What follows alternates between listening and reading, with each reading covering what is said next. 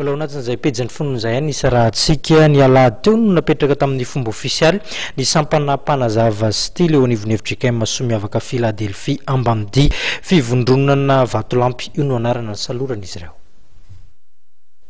Fety be tokoa tao amin'ny FJKM Soamiavaka Philadelphia atao miandry arivo Ambanidia sy nandapartany Antananarivo Atsimo ny alahady teo ny ampiraindray mantsy ireo sampana velona ao anatiny tafajoro tamin'ny fomba ofisialy ny sampana mpanazava stily ao aminy nampisalorana ny anarana hoe fivondronana vatolampy izany sampana vaovao izany ary lalana fa 1.7 amin'ireo lalana skoto manerana ny Madagasikara. Ny teny avy eo amin'ny soratra masina noraisina ho fanevany dia ny hoe oharina amin'ny lehilahy manan-tsaina izy izay manorina ny tranony teo ambony vatolampy. Nisy ny fitokanana hatakela-bato fahatsiarovana sy fanamarihana izay fotoan-dehibe izay nitarihan'ny mpitandrina Ramanuelina Edy. Ny toron-tenin'Andriamanitra kosa dia hiara-mientana mpikambana amin'ny komity lehibe mpanazava stily eto Madagasikara. N'Andriamanitra lehibe isika fa ny fahasoavany dia tanteraka ny fanokanana ny sampana mpanazava stily eto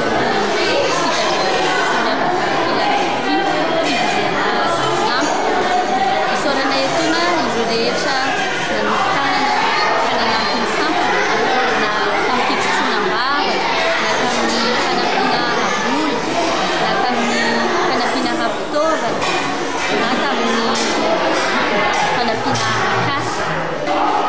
Andriamanitra ny fiadanana leo na fiadanana ny volana aogositra moa dia natokany ny fiangonana ho an'ny sampatika misy amin'izany ny fitadiavam-bola ny sampana ka manentana ny rehetra mandray anjara izany mba hatsarana ny tanjona sampana dia ny amolavolana ankizy itian'Andriamanitra ka ampirazy ireo ny valiny.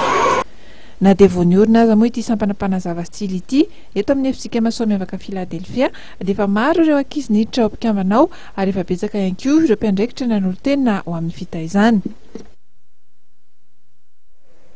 Ny fitohizan'ny hetsika izay tanterahan'ny mpandrarano fonja no isan'ny songadina tamin'ity androandroany ity tompoko lahy sy tompoko vavy dia mifarantrety ny fotoanantsika isaorana feno ianao nanaraka izany ohatra amin'ny farany mametraka ny veloma mandrapitafa ao amin'ny rapitsindray veloma tompoko.